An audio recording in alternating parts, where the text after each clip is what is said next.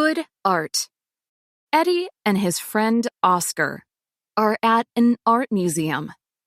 Eddie looks at a painting of a dog. This is my favorite painting in the museum. That painting is boring. What? I love dogs. Eddie, I'm an art teacher.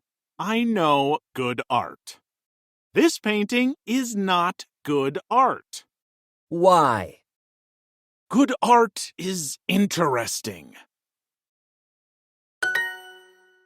Good art is surprising.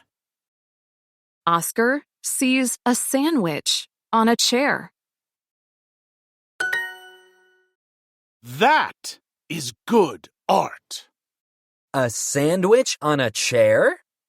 Yes, it's interesting and surprising. The artist is a genius. I don't understand art. A janitor walks into the room. He starts eating the sandwich.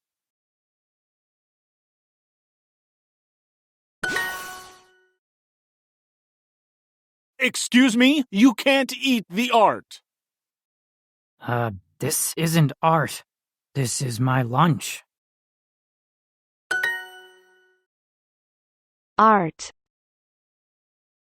Genius. Artist. Painting. Janitor.